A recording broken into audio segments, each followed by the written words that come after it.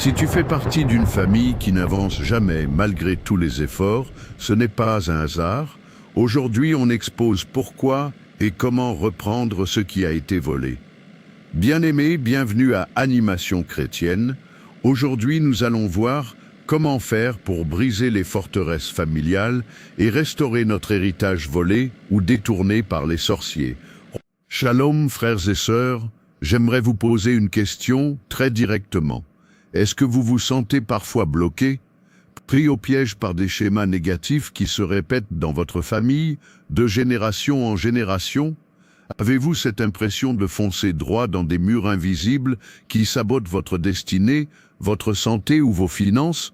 Vous observez peut-être un cycle de divorce, une lignée de maladies chroniques, une pauvreté qui s'accroche, ou ce plafond de verre spirituel que personne dans votre famille n'arrive à briser? Vous priez, vous jeûnez, vous lisez la parole, mais vous avez l'impression de toujours revenir au point de départ, frustré, comme si une force invisible vous tirait constamment en arrière. Laissez-moi vous dire une chose, vous n'êtes pas seul, et ce que vous vivez n'est pas une fatalité. Dans ce message, on va exposer comment des bastions spirituels, que la Bible appelle des forteresses, peuvent être bâtis dans une lignée familiale. On va mettre en lumière leurs fondations, comment elles fonctionnent et comment elles peuvent saboter une vie entière sans même que la personne s'en rende compte. Mais attention, je ne suis pas là juste pour vous décrire un problème, je suis là pour vous apporter la solution, la plus puissante qui existe. Je vais vous donner, à travers la parole de Dieu, les clés spirituelles pour démolir ces forteresses, pierre par pierre, pour faire taire les voies du passé et pour restaurer l'héritage de bénédiction, de paix et de prospérité que Dieu, dans son amour infini, a pour vous et pour ceux qui viendront après vous. Alors restez avec moi, parce qu'aujourd'hui, par la puissance du nom de Jésus, les chaînes se brisent, et ça s'arrête avec vous.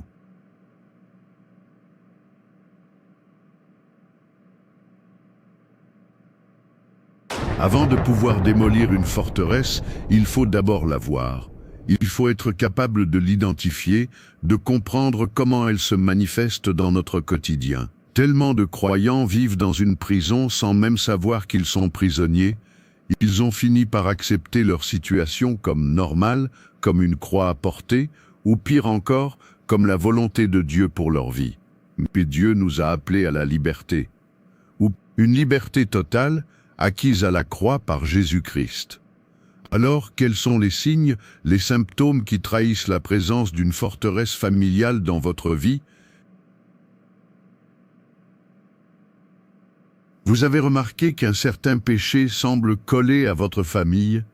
Peut-être que c'est la colère. Votre grand-père était connu pour sa fureur, votre père luttait avec son tempérament, et vous, malgré tous vos efforts, vous explosez pour un rien et blessez ceux que vous aimez le plus. Ou peut-être, c'est l'impudicité, la dépendance à la pornographie, des comportements qui ont détruit les mariages de vos aînés et qui menacent le vôtre aujourd'hui. Ou encore une addiction, l'alcool, les drogues, le jeu, un cycle destructeur qui se transmet comme un héritage empoisonné. Vous vous repentez sincèrement, vous pleurez devant Dieu, mais quelques mois plus tard, vous retombez dans le même piège, comme si une force plus grande que votre volonté vous y entraînait.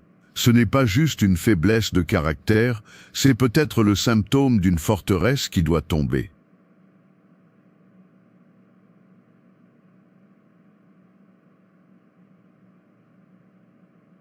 Le deuxième signe, ce sont les maladies et infirmités héréditaires. Bien sûr, et on ne le nie pas, la science médicale reconnaît des prédispositions génétiques pour des maladies comme le diabète, l'hypertension ou certains cancers. Mais quand on observe dans une famille une répétition anormale, systématique, de la même maladie, qui frappe les gens au même âge de la même manière, il est sage de se demander s'il n'y a pas une dimension spirituelle. Une femme m'a raconté un jour: « Pasteur, ma grand-mère est morte d'un cancer du sein à 45 ans, ma mère a eu le même cancer à 44 ans, et aujourd'hui j'en ai 43, et les médecins viennent de me diagnostiquer la même chose. » Vous voyez le schéma? C'est plus qu'une coïncidence. Dans ces cas-là, en plus de suivre les traitements médicaux, il est essentiel de s'attaquer à la racine spirituelle qui pourrait nourrir ce cycle.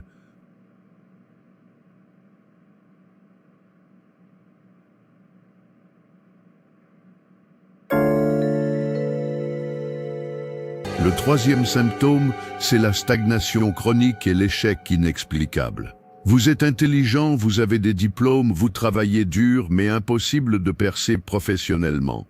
Chaque fois que vous êtes sur le point d'avoir une promotion, un gros contrat, une super opportunité, quelque chose arrive à la dernière minute et tout s'écroule. Vous avez l'impression d'avancer avec le frein à main tiré, ou alors c'est une pauvreté qui s'incruste. Votre famille a toujours vécu avec juste assez, luttant de paix en paix. L'argent vous file entre les doigts. Vous travaillez dur, mais vos finances sont un panier percé. Vous voyez des gens moins qualifiés que vous réussir et vous vous demandez « Pourquoi pas moi? Qu'est-ce qui cloche chez moi ?» Le problème, ce n'est peut-être pas vous. C'est peut-être un homme fort spirituel, une forteresse de limitation qui veille sur votre lignée pour que personne ne dépasse un certain niveau. Un quatrième domaine, CS celui de troubles maritaux relationals ***. Un quatrième domaine, c'est celui des troubles maritaux et relationnels. Est-ce que le divorce est la norme dans votre famille? Est-ce que les femmes de votre lignée finissent toujours seules, abandonnées ou veuves trop tôt? Les hommes sont-ils incapables d'être fidèles? Y a-t-il cet esprit de dispute, de haine, de division qui empêche toute relation saine de fleurir? Des familles déchirées par des histoires d'héritage, des jalousies, des rancunes qui durent des décennies, ou ces ruptures en série, ces échecs matrimoniaux à répétition, ce n'est pas normal. C'est souvent le fruit amer d'une malédiction, d'une forteresse de division plantée il y a des générations.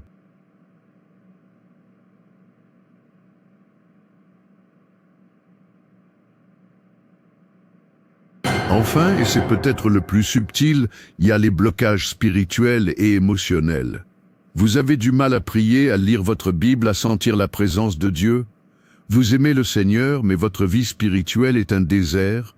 Vous êtes tourmenté par une peur irrationnelle, une anxiété constante, la dépression, des pensées suicidaires, un sentiment de rejet ou une auto-dévalorisation qui vous paralyse. Ces forteresses mentales sont parmi les plus redoutables, car elles agissent de l'intérieur. Elles vous murmurent que vous n'êtes pas digne de l'amour de Dieu, que vous ne changerez jamais, que votre cas est désespéré. Si vous vous reconnaissez là-dedans, dans un ou plusieurs de ces points, ne tombez pas dans la condamnation ou la peur.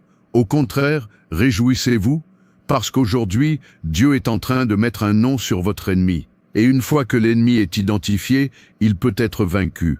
Ce que vous preniez pour une fatalité est en fait une forteresse qui a un nom, une origine et qui a une faiblesse, le nom de Jésus-Christ.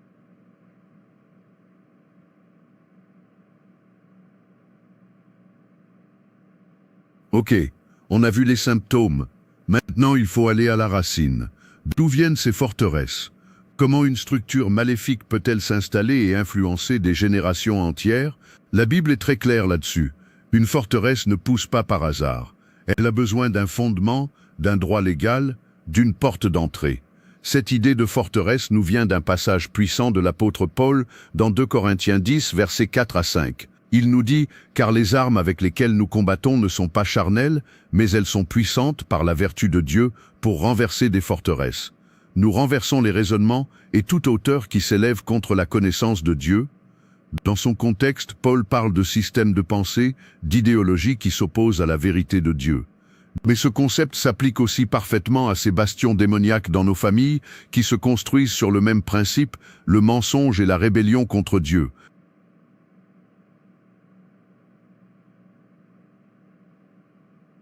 La porte d'entrée numéro 1, c'est le péché des ancêtres. La parole de Dieu établit un principe de conséquence qui traverse les générations. Dans Exode 20, verset 5, Dieu lui-même dit « Car moi, l'Éternel, ton Dieu, je suis un Dieu jaloux, qui punit l'iniquité des pères sur les enfants jusqu'à la 3e et la 4e génération de ceux qui me haïssent. » Et je sais que ce verset fait peur, il est souvent mal compris. On croit que Dieu est injuste, qu'il punit des innocents pour les fautes de leurs grands-parents. Mais il faut lire ça avec des lunettes spirituelles. Ce n'est pas une punition arbitraire, c'est une loi de cause à effet.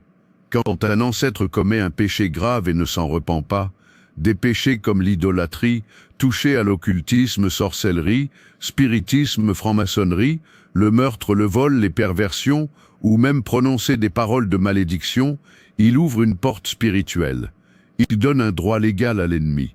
Imaginez que votre arrière-grand-père ait fait un pacte avec un esprit pour devenir riche. Il a peut-être réussi, mais il a signé un contrat spirituel qui donne à ce démon, un esprit familier, le droit de visiter sa descendance. Cet esprit viendra réclamer son dû chez les enfants et les petits-enfants, en semant la pauvreté, la maladie ou la destruction, jusqu'à ce que quelqu'un se lève, comprenne le manège et brise ce pacte au nom de Jésus. Certains diront, mais pasteur, la Bible ne dit-elle pas dans Ézéchiel 18 que seul celui qui pêche mourra et que le Fils ne portera pas le péché du Père? C'est tout à fait vrai. Et c'est là qu'il faut saisir la nuance. Ézéchiel 18 parle de notre responsabilité personnelle pour le salut éternel. Votre salut ne dépend que de votre foi en Jésus, pas de vos ancêtres, mais le principe d'Exode 20 parle des conséquences sur terre du péché. Même si vous êtes sauvé et en route pour le paradis, vous pouvez encore subir ici-bas les conséquences des portes ouvertes par vos aïeux, jusqu'à ce que vous exerciez votre autorité en Christ pour les fermer. Pensez à ça, si votre père laisse une énorme dette sur la maison familiale et décède, légalement, vous n'êtes pas obligé de rembourser sa dette. Mais si la dette est attachée à la maison où vous vivez, la banque viendra la saisir. Vous subissez les conséquences, non pas parce que vous êtes coupable, mais parce que vous êtes lié à l'héritage. C'est pareil avec les péchés ancestraux, ils peuvent laisser un héritage de malédiction qui affecte toute la maison familiale. Comment ça se construit? Ça commence par une brèche, un péché. Puis l'ennemi envoie des esprits pour renforcer la position. Ils influencent les pensées, créant des raisonnements qui justifient le péché. Par exemple, dans une famille où l'adultère est une forteresse, les gens pensent « tous les hommes sont comme ça, le mariage c'est une prison ». Ces mensonges deviennent la culture familiale, une hauteur qui s'élève contre la connaissance de Dieu. Ces pensées deviennent des habitudes, et les habitudes des chaînes. Et voilà, la forteresse est opérationnelle. La bonne nouvelle, la nouvelle absolument glorieuse, c'est que peu importe la taille de cette forteresse, peu importe depuis combien de générations elle est là, il existe une puissance capable de la réduire en poussière. Cette puissance, ce n'est pas la nôtre, c'est la puissance de la solution de Dieu. Face à ce tableau qui peut sembler sombre, face à ces forteresses qui ont l'air invincibles, l'Évangile ne nous abandonne jamais au désespoir. Bien au contraire. Il nous crie la plus grande nouvelle qui soit, la solution a déjà été pourvue, la victoire a déjà été gagnée. L'arme de démolition massive a été déployée il y a 2000 ans sur une colline nommée Golgotha. Le cœur de la solution, c'est l'œuvre de Jésus-Christ à la croix.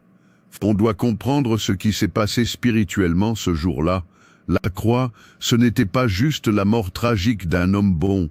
C'était une transaction spirituelle d'une portée cosmique. C'était le lieu de l'échange divin.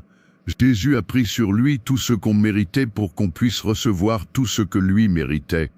Il a pris nos péchés, nos maladies, notre pauvreté, nos malédictions.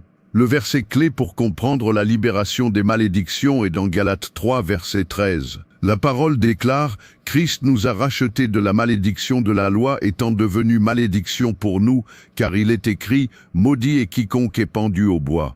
Vous entendez la puissance de ces mots?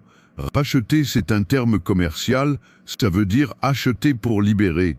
Jésus a payé le prix pour nous sortir du marché aux esclaves de la malédiction. Et le prix? Il est devenu lui-même la malédiction. Toutes les conséquences de l'idolâtrie de vos ancêtres, tous les droits que l'ennemi croyait avoir sur votre lignée, tout ça a été cloué avec Jésus sur cette croix. La malédiction a été absorbée, annulée, anéantie dans le corps du Fils de Dieu. Cela veut dire que toute forteresse familiale basée sur une malédiction a perdu son fondement légal le jour où Jésus est mort. Le contrat qui donnait à l'ennemi le droit de vous tourmenter est annulé. L'apôtre Paul continue dans Colossiens 2, versets 14 et 15. « Dieu a effacé l'acte dont les ordonnances nous condamnaient et qui subsistait contre nous, et il l'a détruit en le clouant à la croix. Il a dépouillé les dominations et les autorités et les a livrées publiquement en spectacle en triomphant d'elles par la croix. Imaginez un acte d'accusation listant tous les péchés de vos ancêtres et leurs conséquences. Cet acte était le titre de propriété de l'ennemi sur votre vie. Mais à la croix, Jésus a pris ce document, il l'a effacé avec son propre sang, il a annulé la dette. Puis, il a pris les démons qui brandissaient cet acte contre vous et il les a dépouillés de leurs armes, de leur autorité. Il les a humiliés publiquement. La victoire n'est pas quelque chose qu'on doit essayer d'obtenir, c'est une réalité qu'on doit proclamer. La guerre est finie et notre camp a gagné. Apocalypse 12:11 nous dit « Ils l'ont vaincu à cause du sang de l'agneau et à cause de la parole de leur témoignage. » Le sang de Jésus purifie, protège et donne la puissance. Quand vous plaidez le sang de Jésus sur votre vie, sur votre histoire, vous appliquez la puissance de la rédemption. Le sang de Jésus parle plus fort que les malédictions, plus fort que les pactes passés. Il crie « Pardonnez, purifiez, rachetez ». C'est une barrière de feu que l'ennemi ne peut pas franchir. Et la troisième composante, c'est l'autorité du croyant. Après sa résurrection, Jésus a dit « Toute autorité m'a été donnée dans le ciel et sur la terre ». Matthieu 28:18. Et ensuite, il a fait quelque chose d'incroyable, il nous a délégué cette autorité. Dans Luc 10, verset 19, il nous dit « Voici, je vous ai donné le pouvoir de marcher sur les serpents et les scorpions et sur toute la puissance de l'ennemi, et rien ne pourra vous nuire. En tant qu'enfant de Dieu, vous n'êtes plus sous la domination de l'ennemi. Vous êtes assis avec Christ dans les lieux célestes, bien au-dessus de toute autorité démoniaque. L'ennemi n'est plus au-dessus de vous, il est sous vos pieds. » Ça change toute notre posture. On ne prie plus pour la victoire, on prie depuis la victoire. On ne supplie pas Dieu de chasser les démons, on leur ordonne de partir au nom de Jésus. La question n'est donc plus « Est-ce que Dieu peut me libérer ?» La vraie question c'est « Êtes-vous prêt à saisir la liberté que Dieu vous a déjà donnée ?» La forteresse est déjà condamnée, il est temps de prendre les armes et de faire tomber les murs.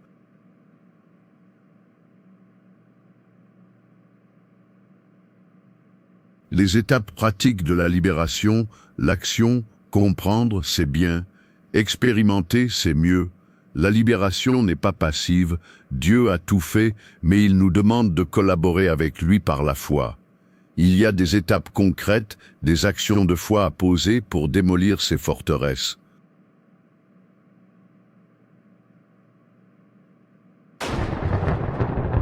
Première étape, la repentance identificatrice. Tout commence par la repentance.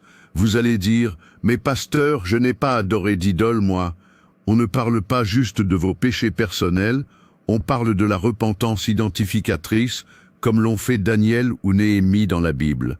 Ils se sont repentis pour les péchés de leur père, même s'ils étaient des hommes justes. Ils ont dit, « Nous avons péché ». S'identifier au péché de sa lignée, ce n'est pas prendre leur culpabilité, c'est un acte d'humilité qui dit « Seigneur, je reconnais que le péché dans ma famille a ouvert la porte à l'ennemi. Au nom de ma famille, je demande pardon et je me dissocie de ces actes. » C'est comme si vous retiriez le paillasson de bienvenue que vos ancêtres avaient mis pour les ténèbres. Alors, là où vous êtes, priez avec moi. Père céleste, au nom de Jésus, je me tiens dans la brèche pour ma famille. Je reconnais que nous avons péché contre toi. Pardonne-nous pour toute idolâtrie, tout occultisme, toute perversion, toute haine, tout meurtre. Pardonne les alliances faites avec les ténèbres. Seigneur, au nom de ma famille, je demande pardon. Que le sang de Jésus lave notre lignée de toute iniquité. Je choisis aujourd'hui de consacrer ma famille à toi seul. Amen. Deuxième étape. La renonciation verbale se perd la repentance. Vient la renonciation. La foi doit parler. Vous devez verbalement renoncer à Satan et briser les liens spirituels des malédictions. C'est un acte d'autorité. Vous n'allez pas demander à la malédiction de partir, vous allez lui ordonner de partir au nom de Jésus. Levez la voix avec foi et déclarez ceci après moi. Au nom puissant de Jésus-Christ, je renonce à Satan et à toutes ses œuvres dans ma lignée. Je renonce à tout pacte fait par mes ancêtres avec de faux dieux ou des démons. Par le sang de Jésus, je brise et j'annule toute malédiction de pauvreté, de maladie, de mort prématurée, de divorce, de rejet, de peur et de péché. Je me déconnecte de toute réclamation ancestrale. Le droit légal de l'ennemi est révoqué maintenant. Esprit de maladie héréditaire, au nom de Jésus, quitte mon corps. Esprit de pauvreté, lâche mes finances. Esprit de division, sors de ma maison. Vous n'avez plus de place, plus de pouvoir, plus de part dans ma vie et celle de ma descendance, au nom de Jésus.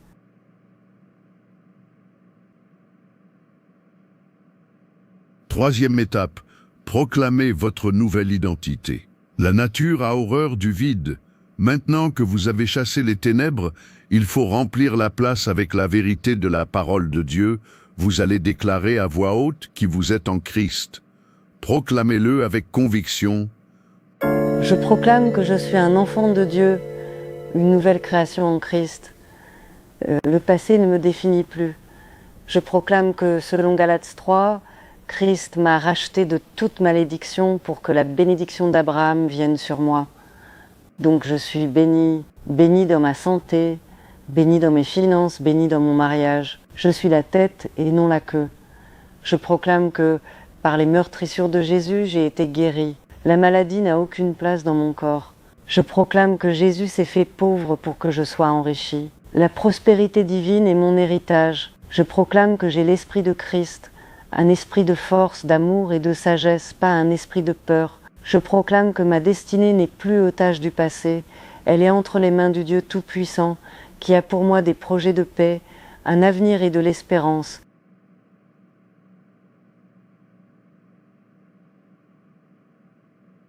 Quatrième étape, persévérer et construire un nouvel héritage. Démolir la forteresse, c'est un acte.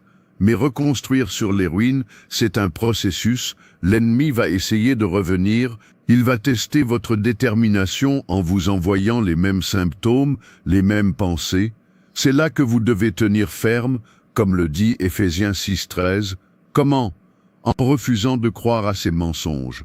Si une pensée de peur arrive, vous ne la subissez plus, vous la faites prisonnière et vous la soumettez à Christ. Vous répondez avec la parole, « Non, esprit de peur, tu es un menteur, je te rejette au nom de Jésus. » Et commencez à construire activement un nouvel héritage. Remplissez votre maison de louanges. Lisez la Bible en famille, priez ensemble, transmettez à vos enfants un héritage de bénédiction. Vous devenez le point de rupture. Votre famille ne sera plus connue pour la maladie ou le divorce, mais pour la foi, l'intégrité et la faveur de Dieu. Vous transformez votre maison en une forteresse pour le royaume de Dieu. Amen, pasteur. Merci beaucoup pour le message et pour la révélation. Au nom puissant de Jésus-Christ, je viens devant toi, Père Céleste, avec un cœur humble et rempli de foi. Père, je confesse tous les péchés personnels et familiaux qui ont ouvert la porte aux forces adverses. Seigneur, pardonne-moi ainsi qu'à ma famille pour tout manquement, toute injustice, toute désobéissance ou toute malédiction qui nous retient captives. Purifie-nous par le sang de Jésus.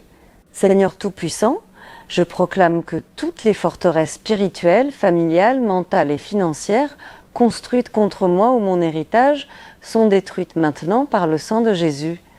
Je rejette toute oppression, toute sorcellerie, toute malédiction transmise dans ma lignée. Je déclare que chaque lien maléfique est brisé, chaque chaîne est détruite et chaque obstacle de l'ennemi est anéanti par la puissance de Dieu. Seigneur, je proclame que je suis libéré de tout joug familial et spirituel qui m'empêche d'atteindre ma destinée. Je suis un enfant de Dieu, héritier de ses promesses. Rien ne pourra m'empêcher de recevoir mon héritage. Par la puissance de l'Esprit Saint, je marche dans la victoire, la paix et l'abondance que Dieu a prévues pour moi. Père Céleste, je te demande de restaurer tout ce qui a été perdu dans ma famille, santé, finances, réputation, relations et bénédictions spirituelles, que chaque malédiction qui a volé notre gloire soit remplacée par des bénédictions, des opportunités et de la faveur divine. Je proclame que mon héritage est restauré, multiplié et protégé par Dieu. Seigneur, place ton ange autour de moi et de ma famille, que toute influence négative, ennemie ou maléfique, soit repoussée loin de nous. Éternel, fais de ma maison un lieu de paix, de prospérité et de gloire, pour que ton nom soit glorifié à travers notre vie. Merci Seigneur, car je crois que tu as entendu ma prière, que tu agis maintenant et que la restauration est en marche. Au nom puissant de Jésus-Christ, je déclare, je suis libre, je suis béni et mon héritage est restauré. Amen. Aujourd'hui, nous avons exposé les stratégies de l'ennemi, mais surtout, nous avons célébré la puissance infiniment plus grande de notre Dieu. Vous n'êtes plus une victime de votre passé, vous êtes un guerrier équipé, un vainqueur en Christ, chargé de démolir les forteresses et de restaurer ce qui a été volé. La liberté n'est pas automatique, elle se saisit par la foi. Les prières que nous avons faites ne sont pas des formules magiques, ce sont des déclarations de foi qui activent la puissance de Dieu. Marchez dans cette vérité, méditez ces versets, proclamez votre liberté chaque jour, votre restauration a commencé aujourd'hui. Dieu veut non seulement vous sortir de prison, mais il veut restaurer tout ce que l'ennemi a dévoré. Si ce message a résonné dans votre cœur, si aujourd'hui vous prenez cette décision de vous lever pour briser les chaînes, je veux vous encourager, déclarez-le. Écrivez dans les commentaires « Je suis libre au nom de Jésus ». Votre témoignage va en encourager d'autres. N'oubliez pas de vous abonner pour ne manquer aucun enseignement qui vous équipera pour vivre la vie abondante que Dieu a pour vous. Et si vous connaissez quelqu'un qui se bat, qui a besoin d'entendre ce message d'espoir, partagez-lui cette vidéo. Vous pourriez être l'instrument qui change le cours de sa vie. Soyez fortifiés, soyez encouragés et marchez dans la plénitude de votre héritage. Que Dieu vous bénisse.